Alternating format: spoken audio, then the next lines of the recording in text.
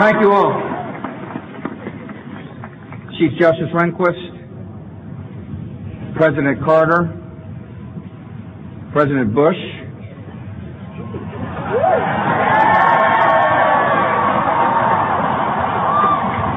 President Clinton, distinguished guests, and my fellow citizens. The peaceful transfer of authority is rare in history, yet common in our country. With a simple oath, we affirm old traditions and make new beginnings. As I begin, I thank President Clinton for his service to our nation.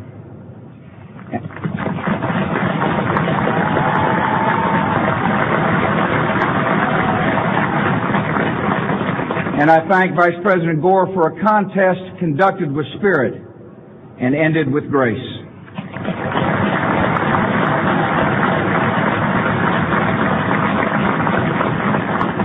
I am honored and humbled to stand here where so many of America's leaders have come before me, and so many will follow. We have a place, all of us, in a long story, a story we continue, but whose end we will not see. It is a story of a new world that became a friend and liberator of the old. The story of a slave-holding society that became a servant of freedom. The story of a power that went into the world to protect but not possess, to defend but not to conquer. It is the American story, a story of flawed and fallible people united across the generations by grand and enduring ideals. The grandest of these ideals is an unfolding American promise that everyone belongs, that everyone deserves a chance, that no insignificant person was ever born. Americans are called to enact this promise in our lives and in our laws.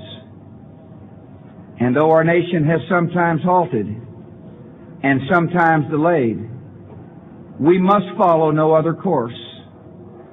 Through much of the last century, America's faith in freedom and democracy was a rock in a raging sea. Now it is a seed upon the wind, taking root in many nations.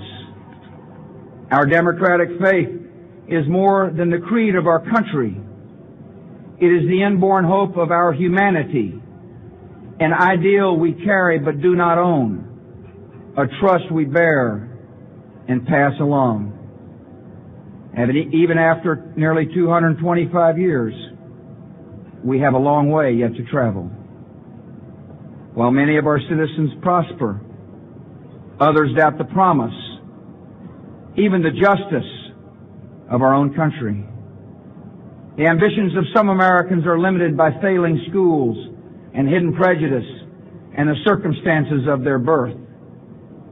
And sometimes our differences run so deep, it seems we share a continent, but not a country.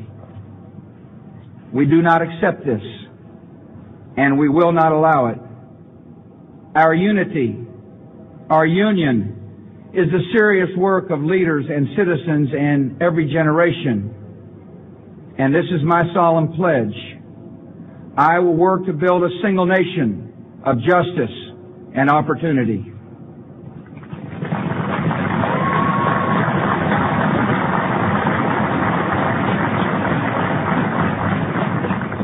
I know this is in our reach because we are guided by a power larger than ourselves, who creates us equal in His image.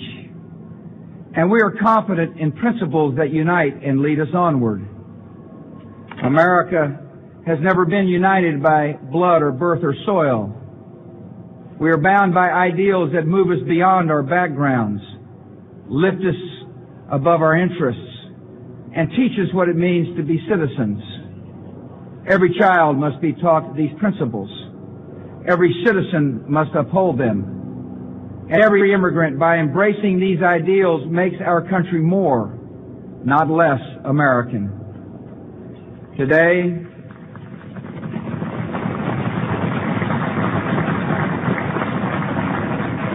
Today we affirm a new commitment to live out our nation's promise through civility, courage, compassion, and character.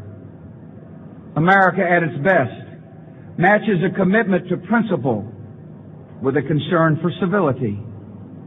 A civil society demands from each of us goodwill and respect, fair dealing, and forgiveness. Some seem to believe that our politics can afford to be petty because in a time of peace the stakes of our debates appear small. But the stakes for America are never small. If our country does not lead the cause of freedom, it will not be led. If we do not turn the hearts of children toward knowledge and character, we will lose their gifts and undermine their idealism. If we permit our economy to drift and decline, the vulnerable will suffer most. We must live up to the calling we share. Civility is not a tactic or a sentiment.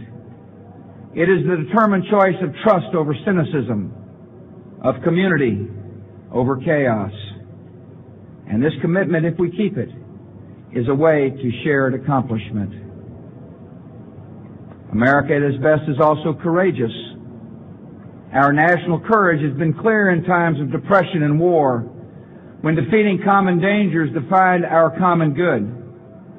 Now we must choose if the example of our fathers and mothers will inspire us or condemn us.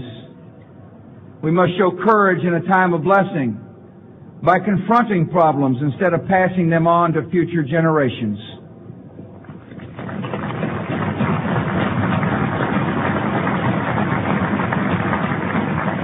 Together we will reclaim America's schools before ignorance and apathy claim more young lives. We will reform Social Security and Medicare, sparing our children from struggles we have the power to prevent.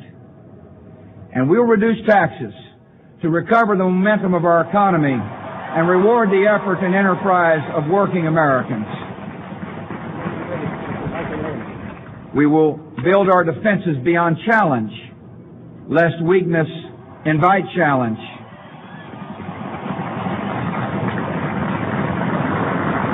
We will confront weapons of mass destruction so that a new century is spared new horrors.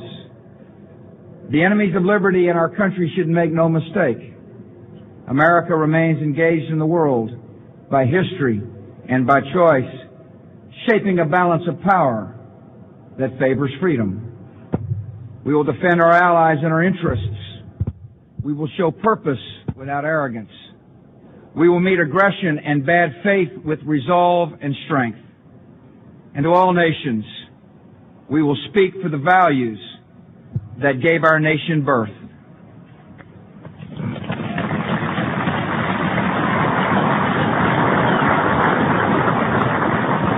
America at its best is compassionate. In the quiet of American conscience, we know that deep, persistent poverty is unworthy of our nation's promise. And whatever our views of its cause, we can agree that children at risk are not at fault. Abandonment and abuse are not acts of God. They are failures of love.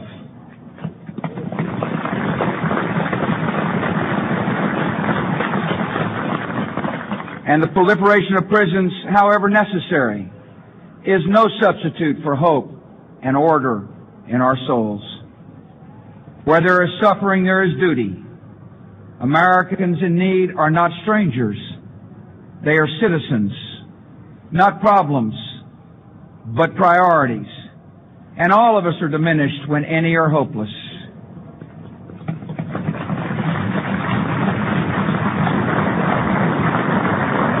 Government has great responsibilities for public safety and public health, for civil rights and common schools. Yet compassion is the work of a nation, not just a government. And some needs and hurts are so deep, they will only respond to a mentor's touch or a pastor's prayer. Church and charity, synagogue and mosque lend our communities their humanity, and they will have an honored place in our plans and in our laws.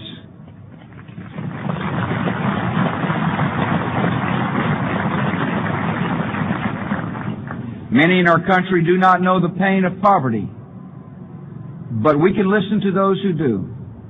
And I can pledge our nation to a goal. When we see that wounded traveler on the road to Jericho, we will not pass to the other side.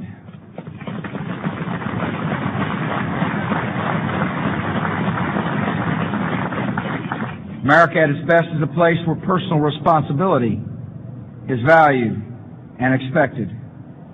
Encouraging responsibility is not a search for scapegoats. It is a call to conscience. And though it requires sacrifice, it brings a deeper fulfillment. We find the fullness of life not only in options, but in commitments. And we find that children and community are the commitments that set us free. Our public interest depends on private character, on civic duty and family bonds and basic fairness, on uncounted, unhonored acts of decency, which give direction to our freedom.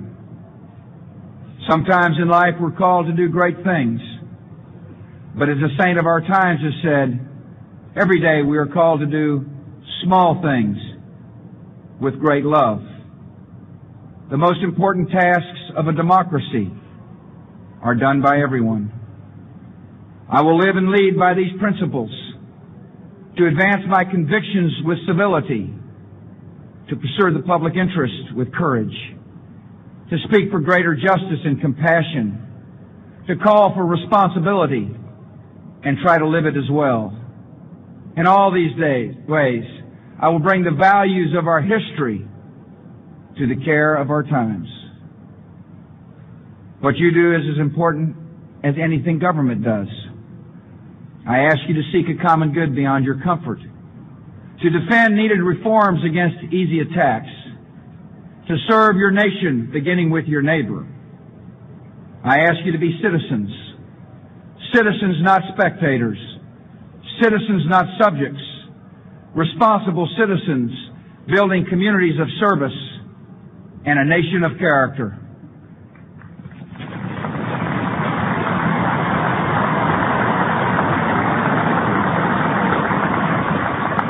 Americans are generous and strong and decent not because we believe in ourselves, but because we hold beliefs beyond ourselves.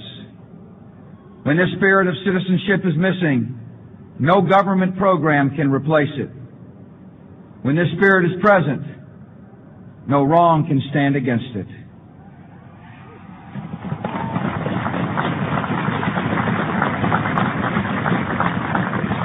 After the Declaration of Independence was signed, Virginia statesman John Page wrote to Thomas Jefferson, "We know the race is not to the swift, nor the battle to the strong.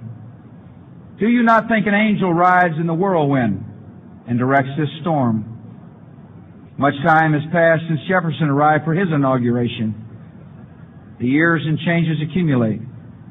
But the themes of this day he would know. Our nation's grand story of courage and its simple dream of dignity. We are not this story's author, who fills time and eternity with his purpose. Yet his purpose is achieved in our duty, and our duty is fulfilled in service to one another. Never tiring, never yielding, never finishing, we renew that purpose today to make our country more just and generous, to affirm the dignity of our lives and every life. This work continues. The story goes on, and an angel still rides in the whirlwind and directs this storm. God bless you all, and God bless America.